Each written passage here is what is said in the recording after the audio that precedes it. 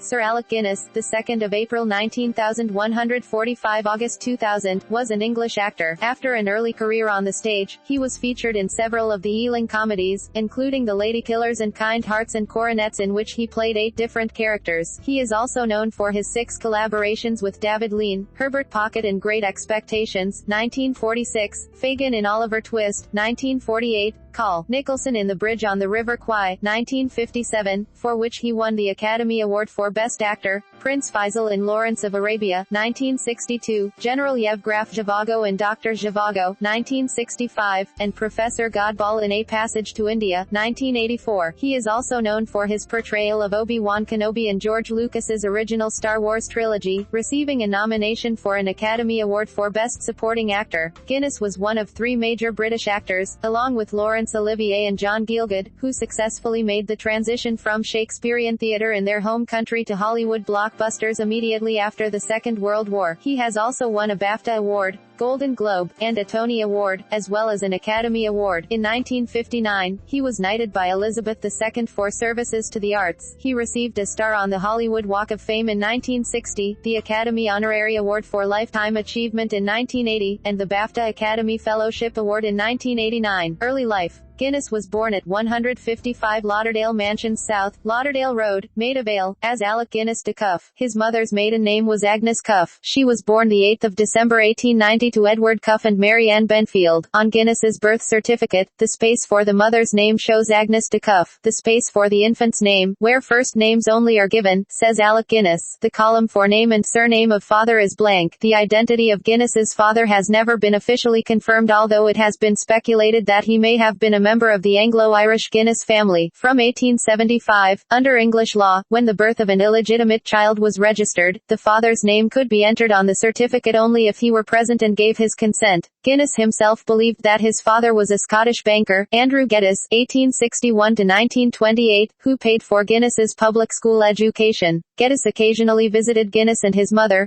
posing as an uncle. Guinness's mother later had a short marriage to a British soldier who had survived the Anglo-Irish War, but suffered from shell shock, or what today would likely be known as PTSD. His behavior was often erratic or even violent. Early career. Guinness first worked writing advertising copy. His first job in the theatre was on his 20th birthday, while he was still a drama student, in the play Libel, which opened at the Old King's Theatre, Hammersmith, and then transferred to the Playhouse, where his status was raised from a walk-on to understudying 2 lines, and his salary increased to £1 a week. He appeared at the Albury Theatre in 1936 at the age of 22, playing the role of Osric in John Gielgud's successful production of Hamlet. Also in 1936, Guinness signed on with the Old Vic, where he was cast in a series of classic roles. In 1939, he took over for Michael Redgrave as Charleston in a roadshow production of Robert Ardrey's Thunder Rock. During his time at the Old Vic, he worked with many actors and actresses who would become his friends and frequent co-stars in the future, including Gielgud, Peggy Ashcroft, Anthony Quayle, and Jack Hawkins. An early influence from afar was Stan Laurel, whom Guinness admired. Guinness continued playing Shakespearean roles throughout his career. In 1937, he played Aumerle in Richard II and Lorenzo in The Merchant of Venice under the direction of John Gielgud. He starred in a 1938 production of Hamlet which won him acclaim on both sides of the Atlantic. He also appeared as Romeo in a production of Romeo and Juliet, 1939, Andrew Agatschik in Twelfth Night, and as Exeter in Henry V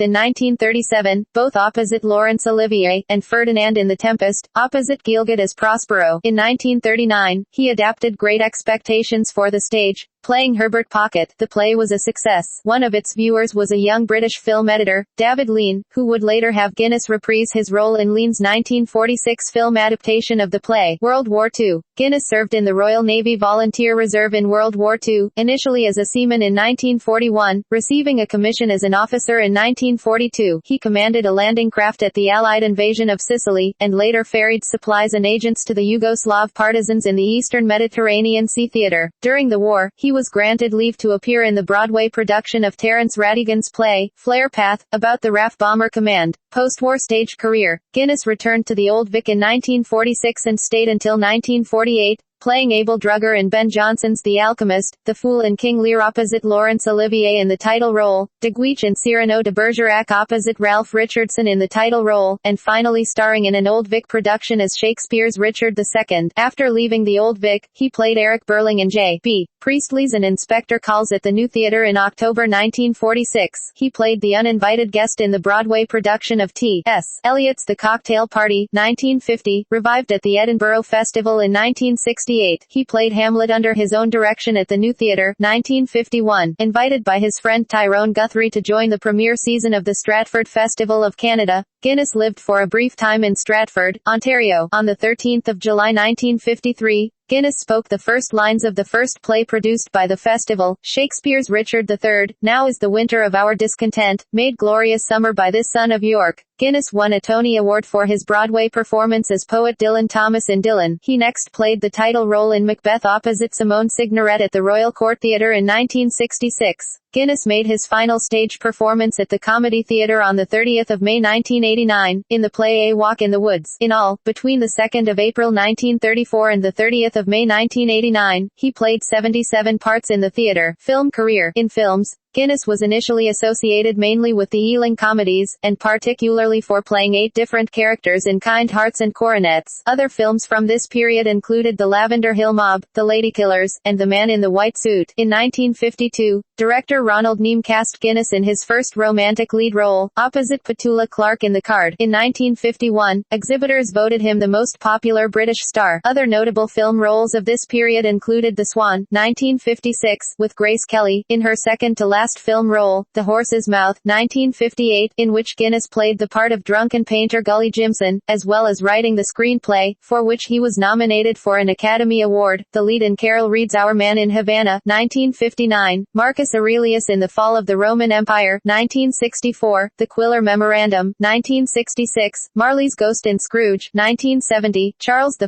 in Cromwell, 1970, Pope Innocent III in Franco Zeffirelli's Brother-Son, Sister Moon, 1972, and the title role in Hitler, The Last 10 Days, 1973, which he considered his best film performance, though critics disagreed. Another role which is sometimes referred to as one which he considered his best, and is so considered by many critics, is that of Colonel Jock Sinclair in Tunes of Glory, 1960. Guinness also played the role of Jamesir Benson Mume, the blind butler, in the 1976 Neil Simon film Murder by Death. David Lean. Guinness won particular acclaim for his work with director David Lean, which today is his best-known and most critically acclaimed work. After appearing in Lean's Great Expectations and Oliver Twist, he was given a starring role opposite William Holden in The Bridge on the River Kwai. For his performance as Colonel Nicholson, the unyielding British POW commanding officer, Guinness won an Academy Award. Despite a difficult and often hostile relationship, Lean, referring to Guinness as my good luck charm, continued to cast Guinness in character roles in his later films, Arab leader Prince Faisal in Lawrence of Arabia, the title character's half-brother, Bolshevik leader Yev Graf, in Dr. Zhivago, and Indian mystic Professor Godball in A Passage to India. He was also offered a role in Lean's Ryan's Daughter, 1970, but declined. At that time, Guinness had mistrusted Lean and considered the earlier close relationship as strained, although at his funeral, he recalled that the famed director had been charming and affable. Star Wars.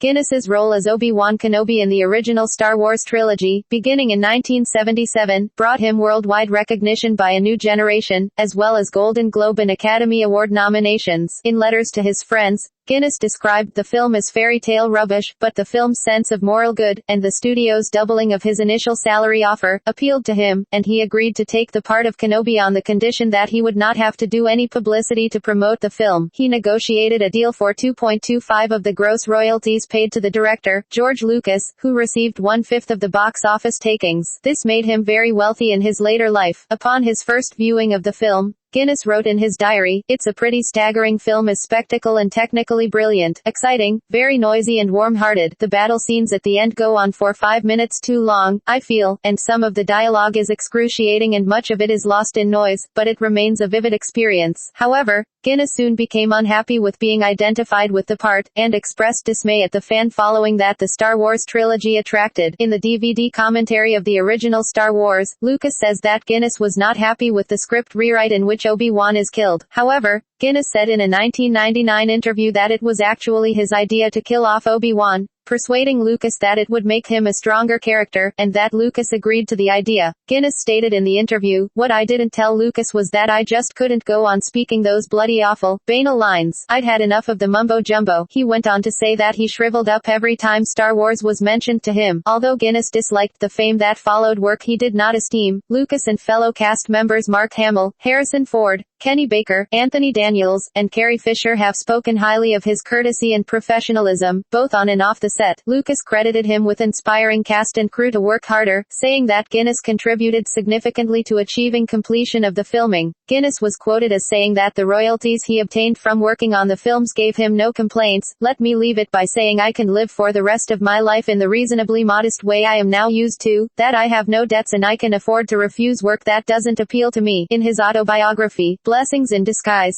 Guinness tells an imaginary interviewer, "Blessed be Star Wars," regarding the income it provided. In the final volume of the book A Positively Final Appearance, 1997, Guinness recounts grudgingly giving an autograph to a young fan who claimed to have watched Star Wars over 100 times, on the condition that the boy promised to stop watching the film, because, as Guinness told him, "This is going to be an ill effect on your life." The fan was stunned at first, but later thanked him, though some sources say it went differently. Guinness is quoted as saying, "Well, I said, do you think you could promise never to see Star Wars again?" He burst into tears. His mother drew herself up to an immense height. "What a dreadful thing to say to a child," she barked, and dragged the poor kid away. Maybe she was right, but I just hope the lad, now in his 30s, is not living in a fantasy world of second-hand, childish banalities. Guinness grew so tired of modern audiences apparently knowing him only for his role of Obi-Wan Kenobi that he would throw away the mail he received from Star Wars fans without reading it. Television appearances. From the 1970s, Guinness made regular television appearances in Britain, including the part of George Smiley in the serializations of two novels by John le Carré, Tinker Tailor Soldier Spy and Smiley's People. He twice won the British Academy Television Award for Best Actor for the roles, and le Carré was so impressed by Guinness's performance as Smiley that he based his characterization of Smiley in subsequent novels on Guinness. One of Guinness's last appearances was in the BBC drama Eskimo Day, 1996. Awards and honors. Guinness won the Academy Award for Best Actor in 1957 for his role in The Bridge on the River Kwai after having been unsuccessfully nominated in 1952 for his performance in The Lavender Hill Mob. He was nominated in 1958 for the Academy Award for Best Writing, Screenplay based on material from another medium, for his screenplay adapted from Joyce Carey's novel The Horse's Mouth. He was nominated for Best Supporting Actor for his role as Obi-Wan Kenobi in Star Wars in 1977. He received an Academy Honorary Award for Lifetime Achievement in 1980.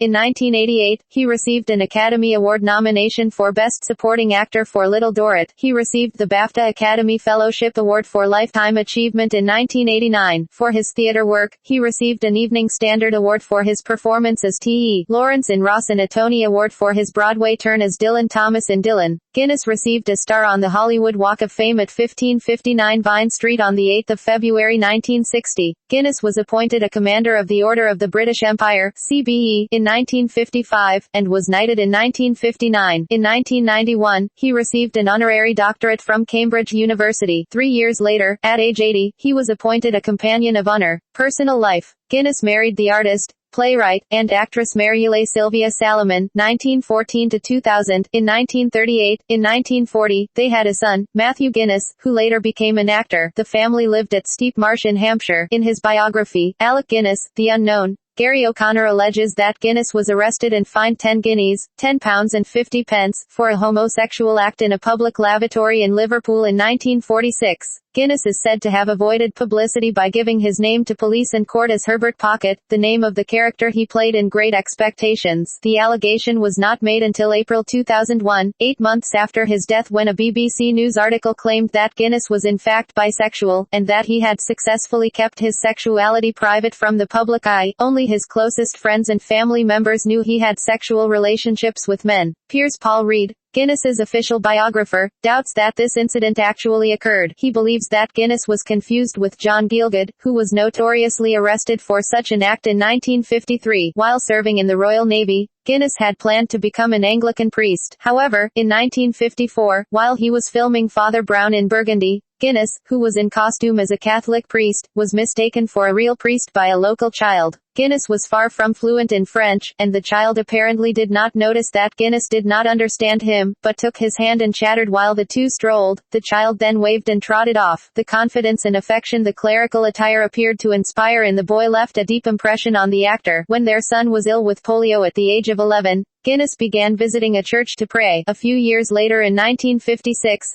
Guinness converted to the Roman Catholic Church. His wife, who was of paternal Sephardi Jewish descent, followed suit in 1957 while he was in Sri Lanka filming the bridge on the River Kwai, and she informed him only after the event. Every morning, Guinness recited a verse from Psalm chapter 143, "Cause me to hear your loving kindness in the morning." Death. Guinness died on the 5th of August 2000, from liver cancer, at Midhurst in West Sussex. He had been receiving hospital treatment for glaucoma, and had recently also been diagnosed with prostate cancer. He was interred at Petersfield, Hampshire. His widow, Lady Guinness, died of cancer at Petersfield, 2 months after her husband, also aged 86, and was interred alongside her husband of 62 years. Autobiographies and biography. Guinness wrote 3 volumes of a best-selling autobiography, beginning with Blessings in Disguise in 1985, followed by My Name Escapes Me in 1996, and A Positively Final Appearance in 1999. He recorded each of them as an audiobook. Shortly after his death, Lady Guinness asked the couple's close friend and fellow Catholic, novelist Piers Paul Reed, to write Guinness's official biography. It was published in 2002. Filmography. Box office ranking in Britain. For a number of years, British film exhibitors voted Guinness among the most popular stars in Britain at the box office via an annual poll in the Motion Picture Herald. 1951, most popular British star, 5th overall. 1952, third most popular British star. 1953, second most popular British star. 1954, sixth most popular British star. 1955, 10th most popular British star. 1956, 8th most popular British star. 1958, most popular star. 1959, second most popular British star. 1960, fourth most popular star.